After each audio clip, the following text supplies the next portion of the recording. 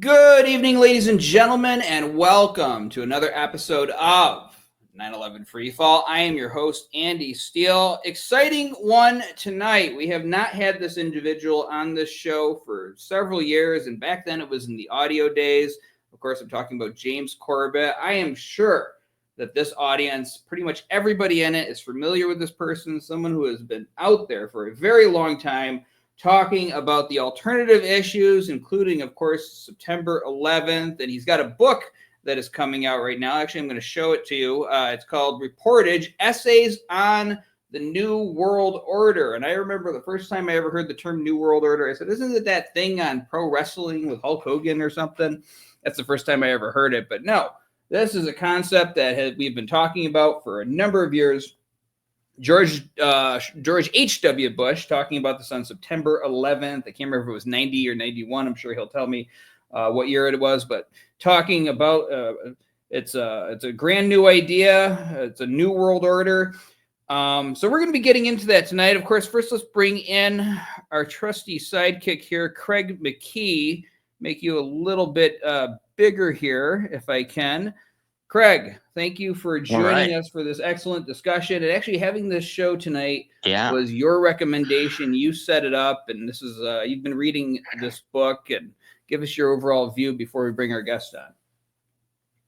Well, first of all, I think James might want to correct your pronunciation. I think it's reportage. I think so. He might catch you on that. I'm not the French Canadian you are, so. Well, no, that's right, James. So you're outnumbered by Canadians on the show tonight. So I'm really enjoying the book, and I'm looking forward to talking to James about it.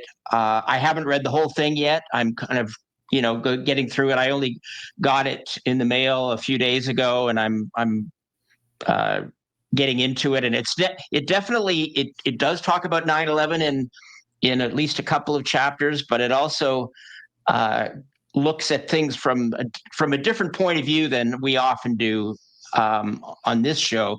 It looks more at the big picture and connecting dots and looking at who the elites are that are really up to no good in our world and really manipulating events, and that's what I think James is really good at doing is making those ideas clear and understandable for the rest of us.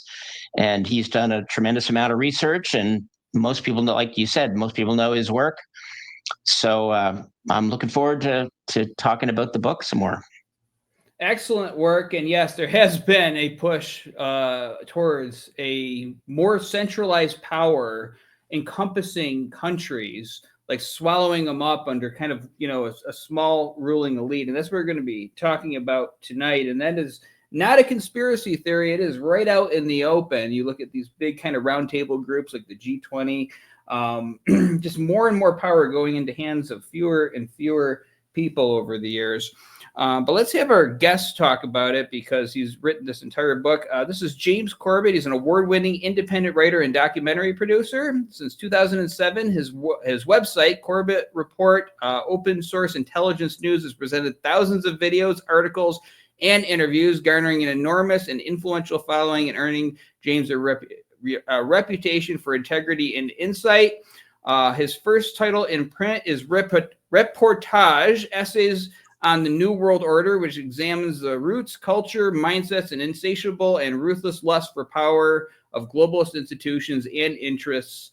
In it, James offers not only clarity of who, what, how, and why of hidden and suppressed histories, but presents alternatives and even hope for the free and sovereign individuals in a world seemingly locked down by the powers that be. So let's go ahead and bring him on in here. James, welcome back to 9/11 Freefall. Thank you for having me on, and thank you for that wonderful display of self-correction and autodidacticism that you guys just put on there. Yes, not only did you have the sense that the title might be a different pronunciation, you found out the correct pronunciation and then applied it. It is reportage, rhymes with mirage, I guess. And the funny thing is, it took me 15 years to write this book and put it all together, and the last thing that I considered in the entire 15 years of this project was that the title would be the most contentious and difficult thing for people to grasp.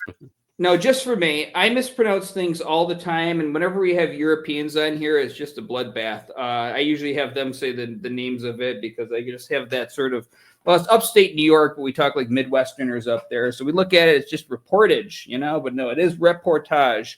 But very fascinating that you put these essays together in this.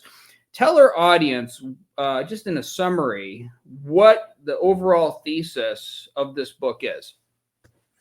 Well, the subtitle is Essays on the New World Order, and I think that gives you a sense of the scope of this book and what it covers, although I did make the conscious decision not to put in a simple definition of that phrase, New World Order, anywhere in the book, because I think that any trite singular definition is going to miss some of the facets of a very multifaceted idea like that. But I do have that reference that you were grasping for before on the September 11th, 1990 speech that George H.W. Bush gave on the verge of Gulf War 1.0, where he was talking about the new world order that was coming into view, a world in which we will not be subject to the law of the jungle, but to the law of nations and order and all of this. So he did bring that term back into political usage there in 1990. But that certainly isn't where it originated from. In fact, it's been around at least demonstrably since the Woodrow Wilson era, when Woodrow Wilson was talking about the new world order that was going to be constructed after World War I. And you had people like H.G. Wells writing about it, who was not just the time machine author of science fiction. He was also a very influential and important nonfiction writer who, in fact, wrote what became the draft of the United Nations Charter of Human Rights, etc. He was quite an influential thinker, but not in a good way, I would say. I would posit. So there's a lot of aspects to this that I cover. It's about geopolitics. It's about 9/11, for example, and false flag terrorism generally.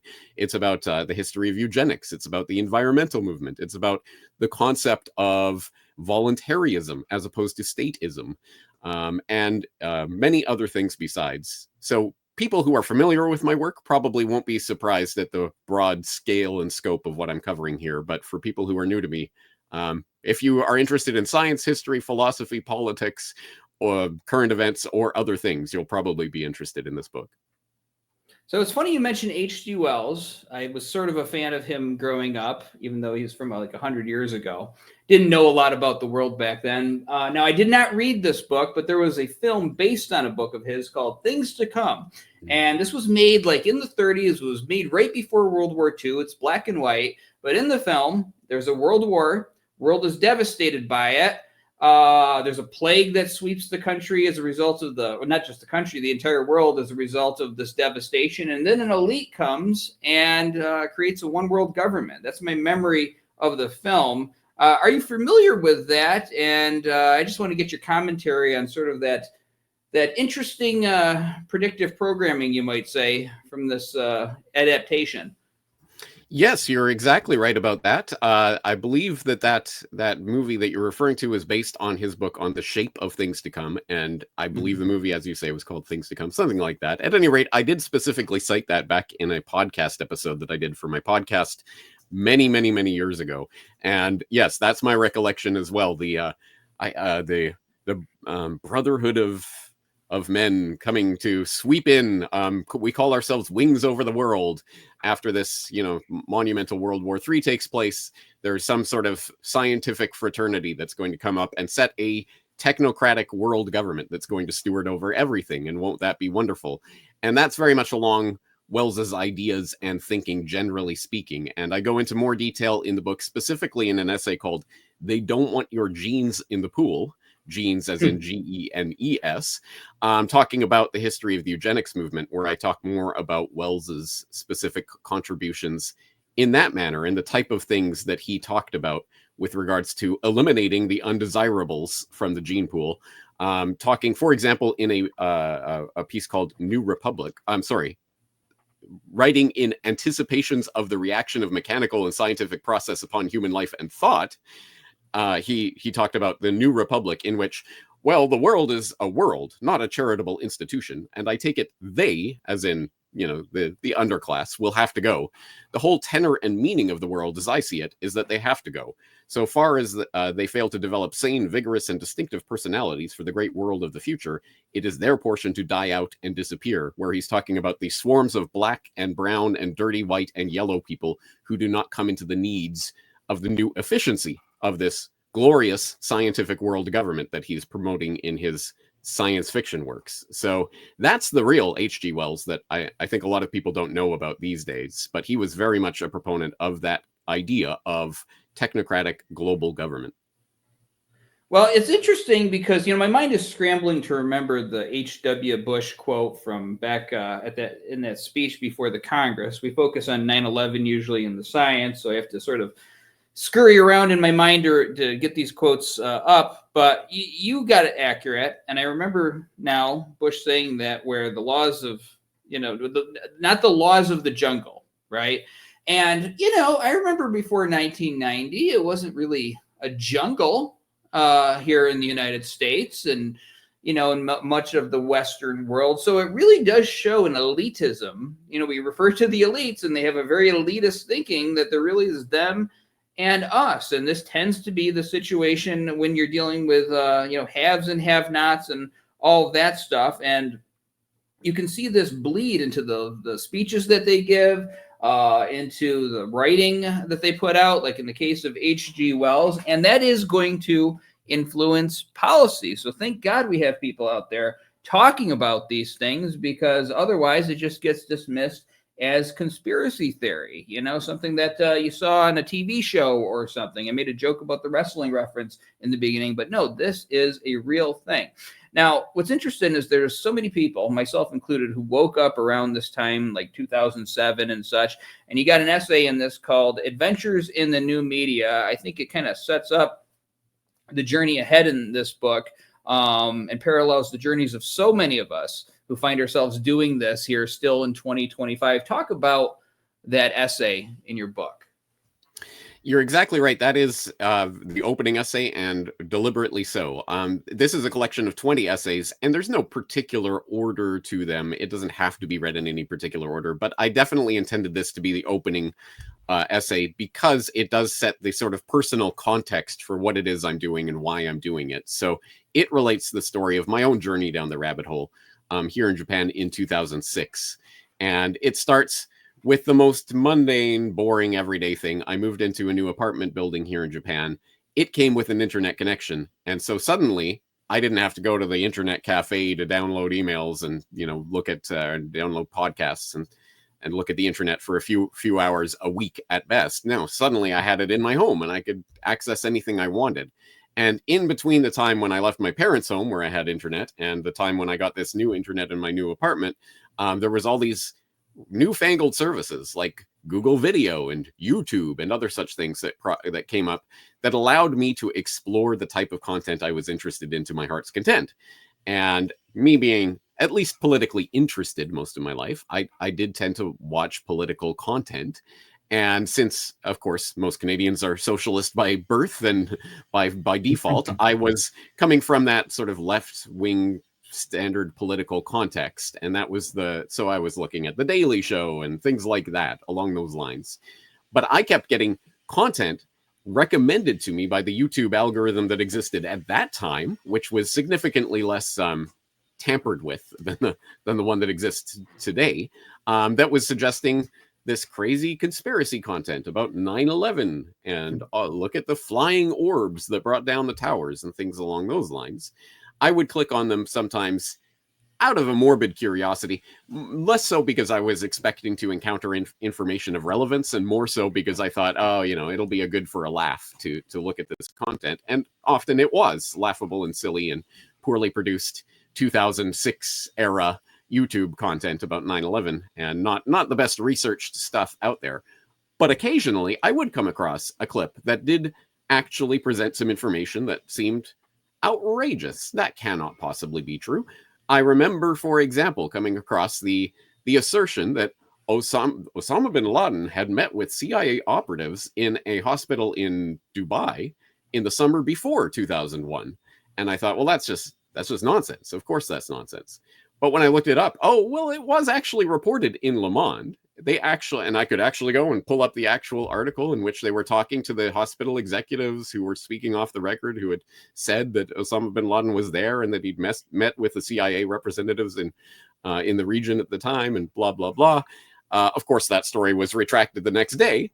But at any rate, I did see that story and going, oh, that's an interesting piece of information. Or, for example, I also vividly remember when I came across Operation Northwoods for the first time, which was a piece of information I had never encountered in all my years on the planet. But suddenly there was this assertion that, oh, the Joint Chiefs of Staff of the U.S. had signed off on a plan to commit terror attacks in the United States, including up to and including killing Americans, so that they could blame it on Cuba as a pretext for, as a justification for invading that country. That's crazy. That's obvious conspiracy nonsense. That cannot be true. Until I went to the National Security Archives and actually read the actual document, which you can read now, that is scanned and available. And I saw for myself, oh, that really is true. And here it is. And it was signed off by the head of the Joint Chiefs of Staff, Lyman Lemnitzer, and it was waiting on Kennedy's desk. He didn't go for it at the time, but at any rate, it was a plan that was there that also included the plan to dress up CIA aircraft as commercial aircraft, fly them by remote control, and blow them up over the ocean, and other such interesting aspects of the story like that. So it was things like that that sort of got me thinking along these lines and started taking me from sort of a passive spectator of news, someone who was being essentially someone who was being told, oh, this happened today, to someone who started taking that responsibility for informing myself into my own hands. Hey, it's the internet age. We have this incredible repository of information at our fingertips. All we have to do is start using it. So I started using it. And that was essentially the origin story for what became the Corbett Report. I love origin stories, and it's very similar to mine. Even the Google video part, I thought that was amazing to have that. And I started off watching things like the JFK assassination, just general TV footage, because it was just fascinating to live history that had happened, before I was born, but kind of witness it as people at home were witnessing it back in '63. And that sort of, through a bunch of different clicks and stuff, got me into the 9/11 stuff. What I like about it back then, too, and I really don't believe that the puppet masters, the system, foresaw so many people taking it upon themselves to report on world events and really dive into this in the way that you did and so many others. But what I'd like to get your thoughts on now is what do you think about the state of the internet and the information today, from where we were in 2007 to what's out there now? In terms of YouTube and the content that gets put out by the newcomers? Yeah, it's an incredibly important question, and one that, to a certain extent, is probably one of the core things that I've been concentrating on for the entirety of my career, I guess. It's strange for me to call it a career, but yes, I am a professional podcaster, and this is my career. I've been doing it for almost 20 years now, so I guess it is a career at this point. And I've always been concerned about that because I have had that experience, and this has obviously profoundly altered the course of my entire life. I have been aware, very acutely aware, for at least 17, 18 years now, of the fact that we have lived through this incredible information revolution that I really do liken to a Gutenberg Revolution 2.0. In the exact same way the Gutenberg Revolution completely transformed not just the political, not just the social, but even the cognitive landscape of humanity. I know that sounds like a highfalutin way of putting it, but if people watch, for example, my documentary on the media matrix, you'll see that I do try to back that up. I think the Gutenberg Revolution completely transformed humanity, and I think we are living through a similar event right now. And I think we're living through various parallels that we saw after the introduction of the printing press, and after that started to work its way through the system and start to utterly upend institutions of power, including the Catholic Church, including kings and queens. I think you can trace a line through the Reformation to the Enlightenment and the overthrowing of old monarchies, and all of this coming from that printing press revolution. And I think it was obvious that people in positions of power back in the 15th, 16th, 17th, 18th centuries understood that power and tried to crack down on it. So, for example, in Britain, you had a series of laws that were trying to essentially license printers. You could only print. You could only have a printing press if you were licensed by the government and things like this. There was the heavy-handed attempt to crack down on the printing press revolution. But the most effective way that was found ultimately, or that developed as a way of cracking down on that printing press revolution and its potential revolutionary effects, was to essentially consolidate the industry into a corporate oligarchical enterprise that required vast sums of capital to create the infrastructure for, at first, this, the newspaper syndicates that eventually became the radio and television syndicates, satellite networks. Eventually, it became consolidated in the hands of media moguls, who then developed into these corporations, and basically the same oligarchs would sit on the boards of multiple corporations, to the point where at the absolute apex of the system, around the time of 9/11, almost everything that you saw, heard, or read on a daily basis was coming from 5 or 6 corporations who tended to control almost all of the media. That was blown apart in the internet revolution in a spectacular fashion that has allowed people like me. Who the hell am I? I'm just an English teacher here in Japan with a busted old laptop and a $20 microphone, who started putting out podcasts. And here we are 18 years later, and I've literally reached millions of people around the world. It's absolutely incalculable. It's insane. But that's the type of revolution we're living through. So I've been aware of this in a very palpable sense since I started doing it. And it occurs to me, I look, for example, I remember, again, at that exact time when I was going down that rabbit hole experience in 2006, I remember Time Magazine had Person of the Year is you, because YouTube came along and allowed you to broadcast. And you had this highfalutin rhetoric from people like Richard Stengel, who was editing Time at that time, talking about how this is a revolution, and people might worry that we're going to descend into chaos, but I'm not worried, because this is a continuation of the American experiment, and blah blah blah. Fast forward to 2020, and that same Richard Stengel, who was venerating you and talking about the wonderful information revolution, was writing books about misinformation and disinformation online and how we need to crack down on this problem. Of course, because the entire narrative now is about trying to consolidate and crack down on these voices of dissent. Because I think the system, the dinosaur media stalwarts, are starting to realize, things have changed and we can't control the narrative in the same way anymore. So they're starting that crackdown. But what I am concerned about, even more than the crackdown, is exactly as in the Gutenberg Revolution 1.0, the most effective control was when it became this corporate, oligarchical business process that they didn't need to heavily handed have censorship laws or anything of that sort. No, it's just that there were a handful of editors who acted as gatekeepers in positions of power in that oligarchical matrix, who were able to control what millions, if not billions, of people around the world saw and heard and think. And in the same way, I think people are being herded into a few controlled platforms online in which they will be able to flip a switch and disappear those people who are of problematic character, like yours truly, who used to have a YouTube channel until 2022, I think. I don't even remember, because I don't care. But yes, I was censored off YouTube back at that time. And with the flip of the electronic switch, my 600,000 at that point YouTube subscribers gone. And some portion of them still to this day, I think, probably just think I just suddenly quit or gave up or something, because they didn't get a notice that I've been censored or anything along those lines. It's just one day I just sort of disappear and go away. And if you're not following me on another platform, you might never see me again. And that is the power, I think, of this new Orwellian system of control that we're starting to see. And I think that's why this struggle right now of just being able to do the things that I was doing a couple of decades ago, that struggle is really paramount to the future of humanity. I know that sounds incredibly audacious, but I really do believe that. No, I believe it too. And I remember when I first started off, that if somebody like yourself created a YouTube show or just even a podcast, if it wasn't on YouTube, it could be an audio podcast. Usually the person was talking about something. You would have somebody who would have some kind of deep knowledge on a particular subject. Perhaps it's the issues that you're talking about. Perhaps it's about a particular false flag or whatever, but this person would have a deep knowledge. It didn't focus so much on that person. Sometimes you didn't even know what that person looked like.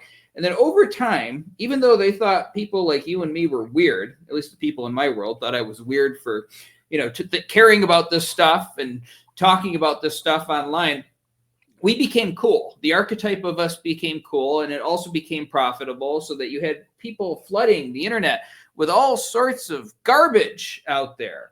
Things that have no relevance, making top 10 videos, top 10 conspiracy theories that ended up being proven true. First of all, if somebody's calling it a conspiracy theory, they're not one of us. But I think that's been sort of the death of the internet. It's just, I used to say everybody should have a show. Everybody should get their voice out there. Unfortunately, some of those voices, I think, are just sort of diluting everything, because all they're talking about is whatever will make money. And the situation is so strange now that an algorithm decides what's popular, and then all of the humans react to whatever the algorithm is telling you is popular for that day. So it's like the computer is telling us what to talk about, and that's what gets pushed up at the top of the search ranking. So we got a major problem on the internet. On top of that, AI is also most of the content today. You don't even have human voices.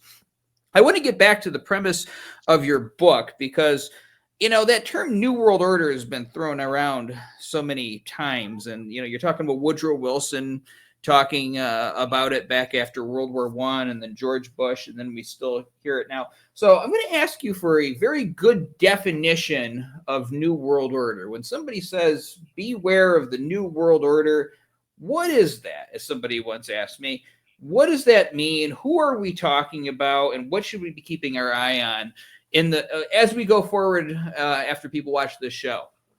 Excellent question. Well, let's dive straight into the thing that I spent 15 years avoiding. So let's come down to the brass tacks of definition. So I guess in a similar manner to the fact that the term conspiracy theory has a denotative definition, as in, obviously, a conspiracy theory means a theory about a conspiracy, but it has a connotative definition. Well, we know when you talk about conspiracy theory, what you're really saying is some outlandish claim that has no basis in reality. And that sort of double definition is going through people's heads, and people understand the context in which a term like that is being used. In the same way, you could look at a term like New World Order. You could look at the denotative definition of a New World Order, just talking about, obviously, in any given era, there are going to be geopolitical relations that pertain between nations. And they may be defined rigidly codified in some sort of actual document like the United Nations Charter or something, or it may be more amorphous, just talking about the sort of the standard relations that exist in any given era. And so a New World Order is just a time in which those given standard relations are being rewritten or reconfigured. But I think the connotative definition of New World Order is actually, there's nothing particularly new about it. I think that the end goal of people in positions of power, oligarchical elitists who conspire amongst themselves to expand their wealth and power, are doing exactly what conspiratorial elitists in every era of human history have ever done, seeking to expand their wealth and power. It's not a difficult concept for people to wrap their head around. And generally speaking, when we go far enough back in the past, people can accept that was, of course. I mean, the Caesars just wanted to expand their reach as far as they could and try to take over the known world.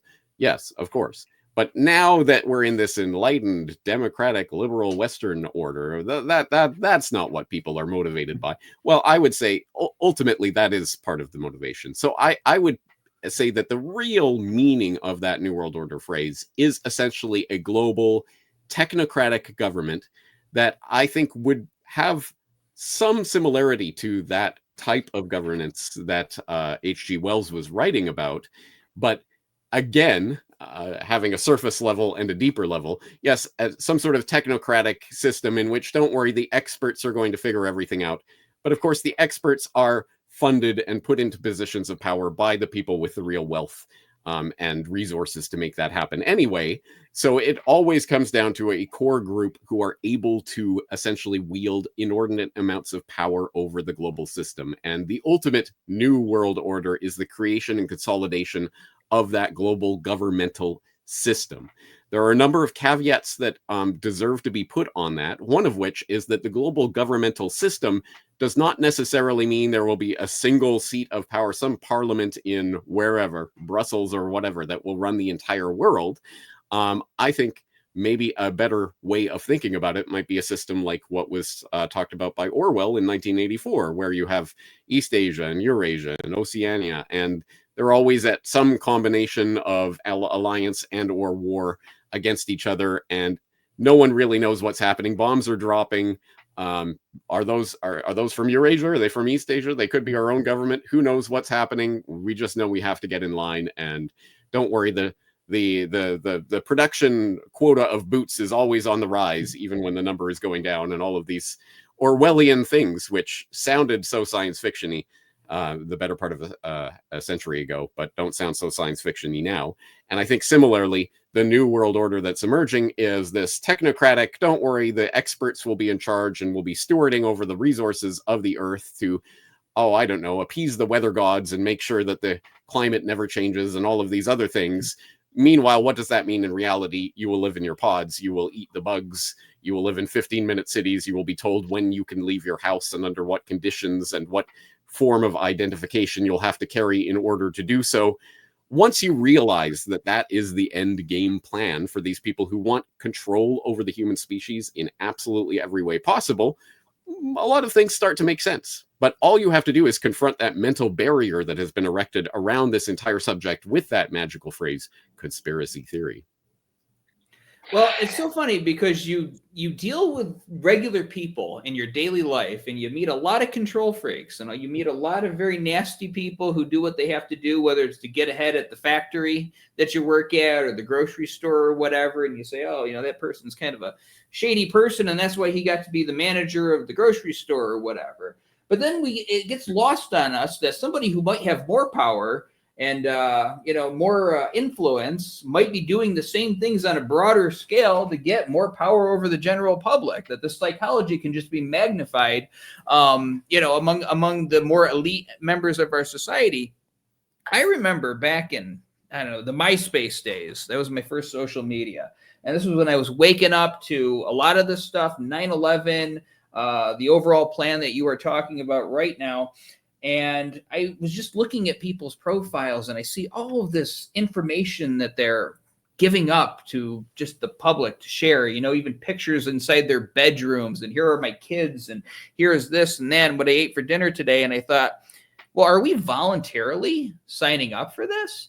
I foresaw a day where if you want to try to get a job, but you don't want a social media profile of any kind, all things being equal between you and this other person, they're going to probably go with the person who has the social media profile because they can check up on them, any potential employer. And now today we have LinkedIn. Andy, you got to have a LinkedIn. If you want to get a different job someday, you got to have this established and have your entire work history up on this site. So how much of this are we ignorantly giving our liberties away for, and trying to, basically not even thinking about it, just trying to stay on top of what we're expected to do in order to stay alive in this society?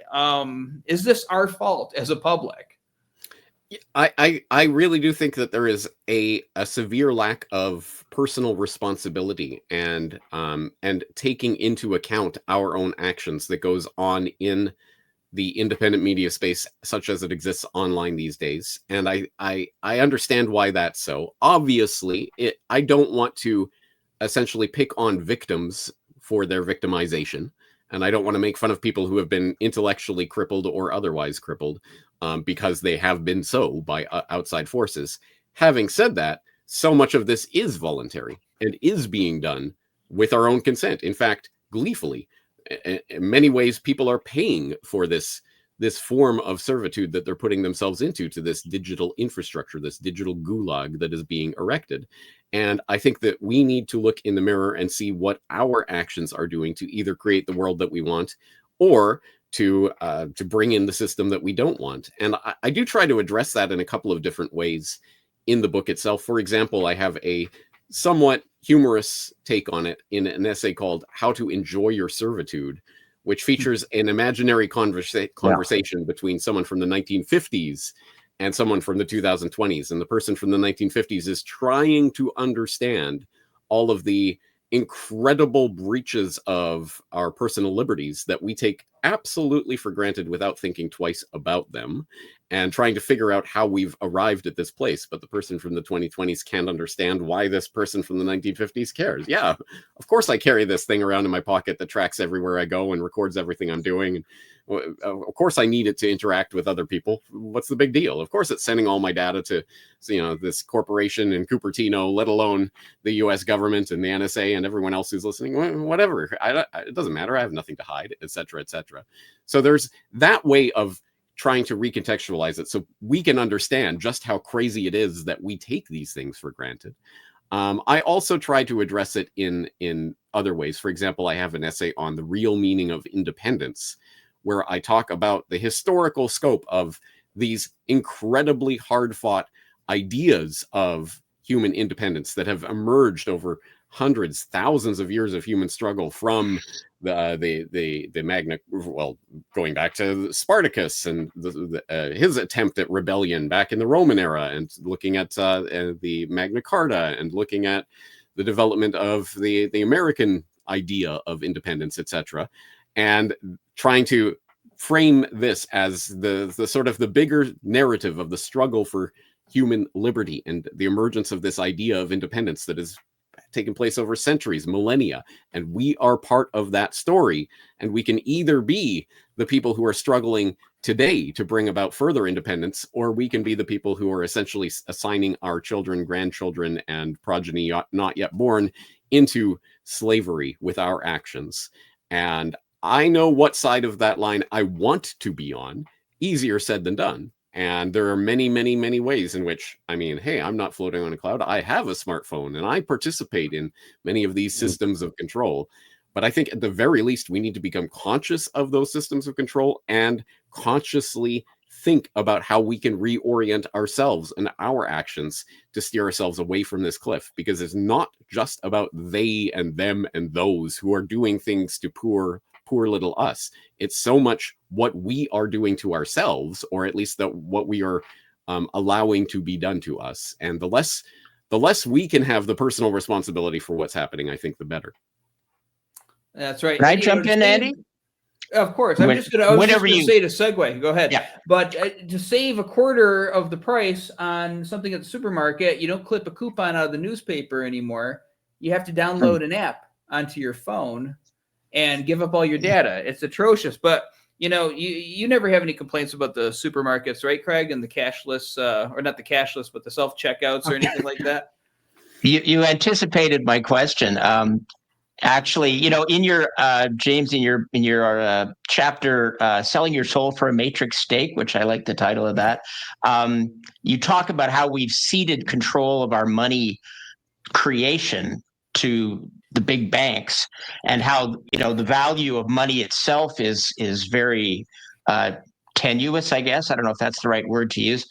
And I one of the things that has occurred to me in recent years is that cash, the disappearance of cash, is something that is extremely problematic, in the sense that once we lose the ability to anonymously transact, then we're really kind of prisoners from then on. And so I just wanted to get you to comment on that idea, whether that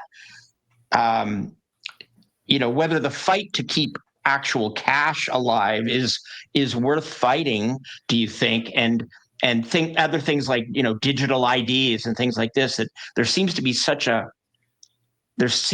momentum towards these things, and people, to go to your previous point, people just seem to accept them, and they find them, a convenience more than they find them, ominous. So I just wanted to get your thoughts on that. Yes, well, as you might be able to guess, given what I talk about, yes, I am very much concerned with the concept of money and how money is essentially at the base of the system and is used as a tool of societal control. And in fact, I guess the completion of my journey down the rabbit hole, if that ever really ends, but to the extent that that portion of the story ends, I think it started with 9/11 and 9/11 related things like Operation Northwoods and what have you. But I really came to a much firmer conclusion about the way the world was being manipulated when I realized, oh, the monetary system itself is a form of lie that has been constructed. And there are different ways of looking at that, and my thinking on that has grown over the years. I would recommend, for example, people who haven't read David Graeber's book, Debt, The First 5,000 Years.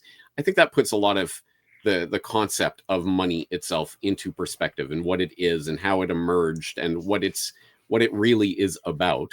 But long story short, money is a tool of sorts. It is socially constructed to some extent. But that is the point. It is something that we have decided to do in order to facilitate exchange and interaction with those around us in hopefully the more or less free market. Although obviously it doesn't quite exist at this point, but that's an aspirational idea. But the concept of the digital money and increasingly, of course, the specter of central bank digital currency, or I would add even private bank digital currency, which is almost the same thing, is the specter of complete control over our interactions. And just as an example that I will cite of how this could work is, you might recall, of course, during the dark depths of the COVID-19 so-called pandemic that we lived through, you will remember, for example, in certain locales, I remember in Australia, for example, they were setting limits. You can travel within whatever it was, 5 kilometers of your home and no further unless you have special pass from the government in order to do so. You have special reason to be outside of that limit. Well, that's something that is more or less enforceable if more or less people are going along with it for certain periods of time, but it would be extremely difficult to have the amount of boots on the ground checking people at ID checkpoints in order to really make something like that happen. However, in a central bank digital currency world, it would be extremely trivial to enforce something like that. The tracking device that everyone is carrying around with them will be able to detect how far you are from your registered residence and will be able to turn off essentially your ability to transact if you travel outside of a certain, whatever arbitrarily defined area. The government says you can go 3 kilometers from your house today. Okay. And once you get outside of that, you can't transact anymore. That's the level of control that we're talking about in a system like this. And that's why, obviously, the preservation of even a crude and simplistic and outdated technology like cash is incredibly important. Again, another case in point that we could look through is the spectacular blackouts that we just saw taking place in Europe. That certainly disrupts your ability to transact electronically, but if you still have cash and paper in which to record transactions, you could still actually buy things, right? And that's something that I think we need to keep in mind at the very, very least. So, for example, I've talked to Catherine Austin Fitz of Solari.com about her concept of Cash Fridays, which is, how about every Friday you commit to only transacting in cash? Which means that for that day, you're going to have to find, if you need something, you're going to have to find someone in your physical area who will accept cash. And that's becoming increasingly difficult to do as more and more people default to cashless payments. So it's just sort of that smallest hurdle of, okay, on Fridays, I will only use cash. And as she says, well, eventually you can maybe extend it, maybe cash weekends and then cash weeks. And then you can see how much you can go forward with that. And the point is not cash itself, which of course is a unit of measurement and a debt instrument that is issued by the central bank. It's more like a muscle of trying to find and network with people in your area who understand the importance of interacting in a physical thing. And then you can start to explore other things like alternative currencies, complementary currencies, cryptocurrencies, precious metals, etc., etc. There are other ways of people transacting that would facilitate those exchanges and foster greater freedom. But we'll cross that bridge when we come to it. I think the first rule is that people just need to understand what an incredibly civilizationally important process we're living through, and why it is important for us to preserve ways of transacting that aren't electronic. Well, we had, you mentioned COVID, and I think a lot of people are when you mention that in terms of money, digital technology and money, the first thing that a lot of people are going to think about is in Canada, how our then Prime Minister, who's now out, Justin Trudeau, collaborated with private banks to freeze bank accounts of protesters, of truckers. And I mean, it's alarming on a number of levels, but one of the levels is that you've got that he was the advised government on by Mark Carney, of course. Right, exactly. Yes, which most people in Canada seem to have forgotten. But it's like the government and private business working together to do this. It's not even like one or the other.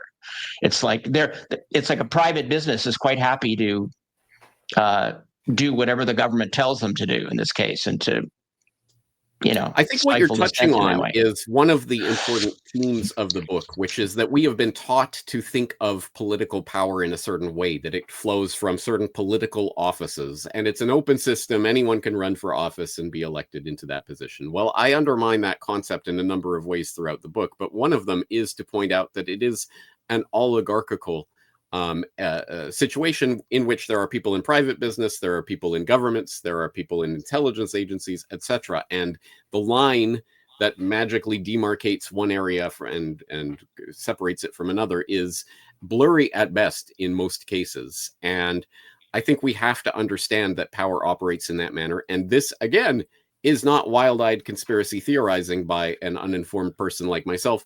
I cite, for example, David Rothkopf, who was the president of Kissinger and Associates for some time, who wrote a book back in 2007, I want to say, called Superclass, in which he talked openly about the 6,000 or so people who reside in this, what he termed this superclass, that aren't necessarily in positions of specific political power, but nonetheless are able to wield political power across national boundaries and internationally. And this is not a conspiratorial concept that people are making up. This is something that's even self-identified by members of this so-called elite. I call them elitists because I think that puts the emphasis on the right syllable there. But at any rate, these people exist. And yes, the line between political power and business power is, well, at this point, is there a line at all, is probably the better question.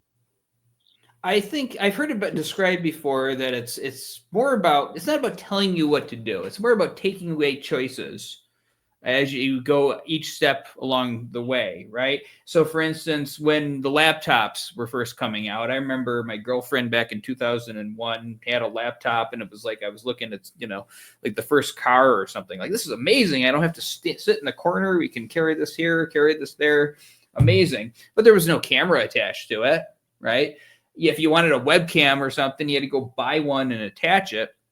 And then all of a sudden, I just noticed that every single computer had a webcam built into it. Oh, what great convenience. Now you can't find one without one, practically, unless you want to go old school or go to the thrift store. And, there's a camera built into your computer. So if you don't want the chance of somebody hacking into it, you better cover it up with some electrical tape or something. And I think nobody out there can deny that over the last 20 years or so, we have seen more and more choices taken away. What frightens me is that you go to the store, and I made a joke, because Craig I know absolutely hates the self-checkout at the grocery stores. And when you see them pushing this, so you don't have to deal with people, you go to the fast food. And I've read articles where they said, oh, it's going to be a machine. I mean, McDonald's and Taco Bell, all they're going to have to do is hire an engineer to fix the machines every once in a while. You can go in there and do it yourself. Factories have gone to automation, a lot of them. So we're eliminating jobs for people, but the population keeps on increasing. And I just don't think that we can have economies based on everyone being a YouTube star. There's always going to be those people because the elitists will say, well, we'll just re-educate everyone. Well, you're not going to re-educate everyone. There's going to be those people who were just born to, go to high school and then get a job at the factory afterwards and, live happily until they pass from this world. What are we going to do with those people? That's what frightens me, because that what if, and when you can sort of identify, like, what are the bad guys thinking? How are they looking at the world, and see things, not that you agree with them, but see things from their point of view. That's when things get frightening. I'd like to hear your thoughts on what I just said. Yeah, I think the operative phrase here is population control. And that word can be used in multiple ways. For example, I think we've been trained when we hear the term population control, that means taking the sensible precautions to make sure you don't have too large a family because the growing human population, et cetera, et cetera.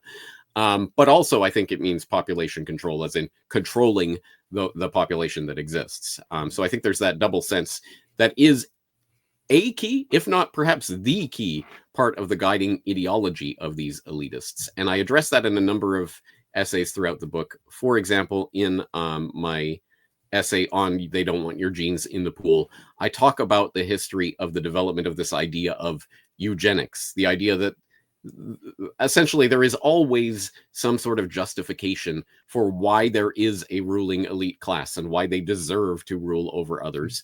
And if you go back far enough in the sands of time, you will find that, of course, the pharaoh was literally God. And that's why you have to do whatever the pharaoh says. That, of course, gets refined. And ultimately, over the years, people start to question, is the pharaoh really God? So we arrive at things like the divine right of kings, for example, in the Middle Ages. No. Of course, God has appointed this family to rule over you, and that's why you must do what the king says, etc. Eventually, we get to the Enlightenment, the enlightened scientific era, and that's not going to fly anymore. So they have to come up with an enlightened scientific rationale for why there is a ruling elite. And so we get the development of this idea of eugenics, a term coined by Francis Galton, first cousin of Charles Darwin, back in the late 19th century. And that was developed primarily at first by British gentlemen scientists who came to the stunning decision that, the British gentlemen scientists and people like us are really the people with the best genes, the best stock, actually, they said, because they didn't understand the concept of genetics and genetic transmission at the time. They called it protoplasm. There's something that transfers from parents to children, and that's what makes us great and wonderful and smart. And that's what makes the poor and the criminals and those types of people poor and criminals, is that they come from bad stock. So what we need to do is root out the bad stock and encourage and foster the good stock.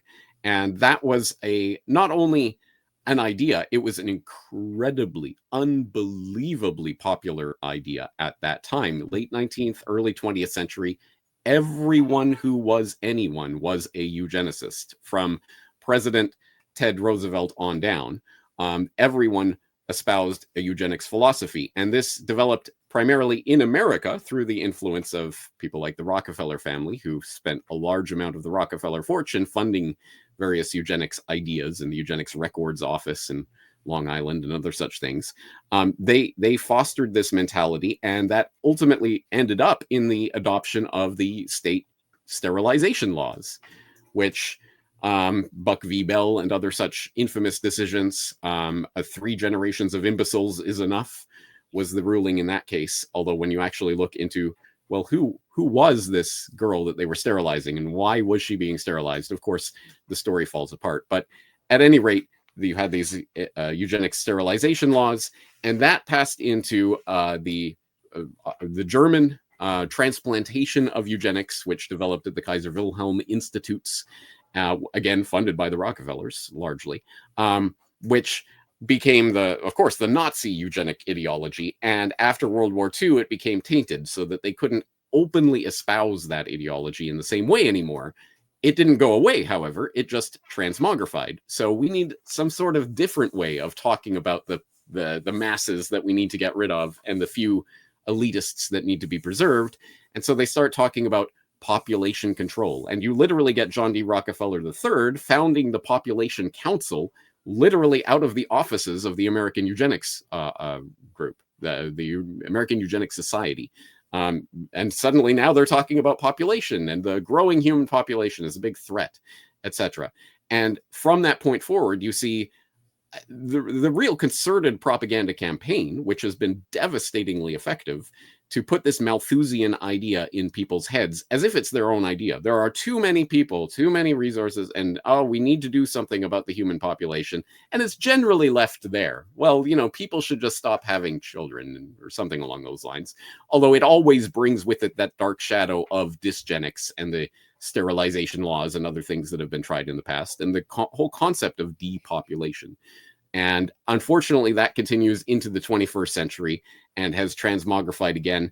We're now seeing various strands of historical thought coming together. Not only the controlled and steered environmental movement, which was founded demonstrably so by card-carrying eugenicists in a lot of cases, like Julian Huxley and others, Prince Philip and others, but now merging with technocratic ideas to arrive at the doorstep of things like, carbon credits. We're going to issue carbon credits to the population, and you will be able to buy so much meat or whatever it is per month, but no more.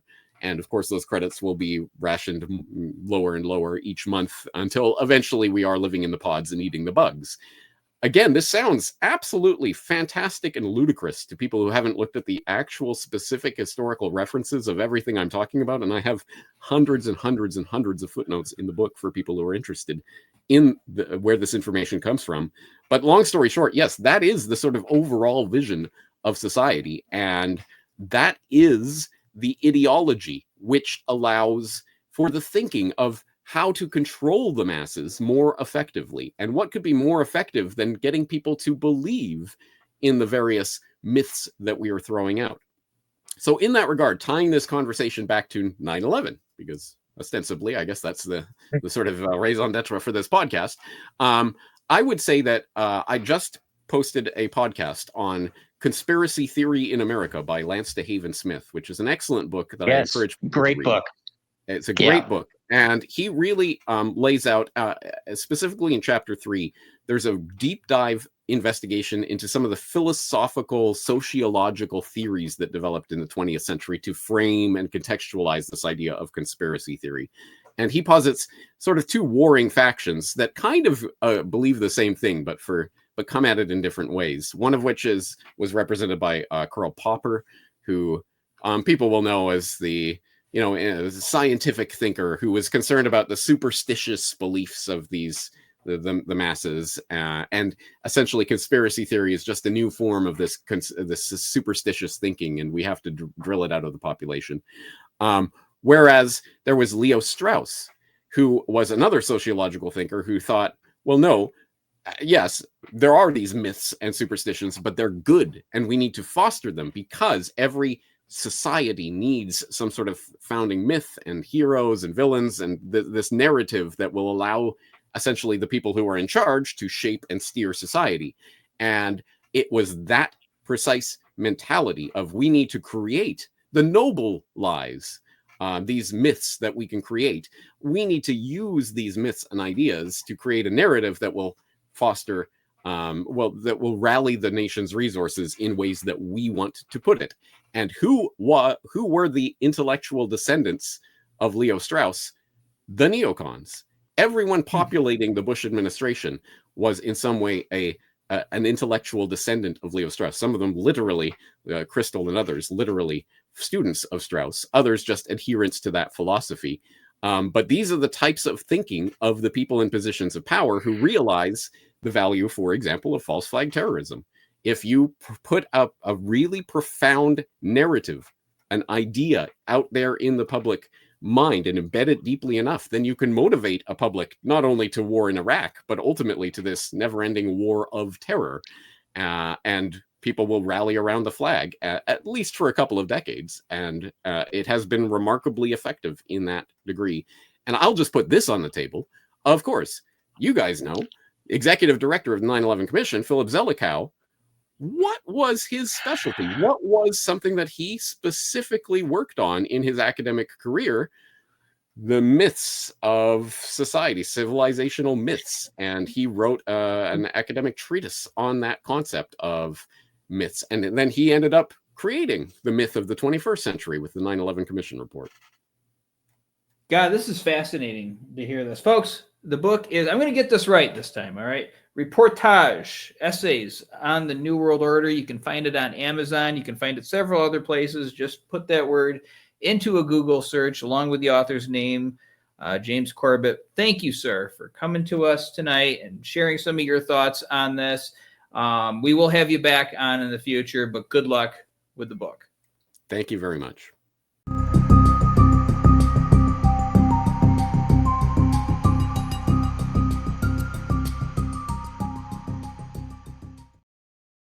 Hit that notification bell and slam the like button and subscribe. Thanks.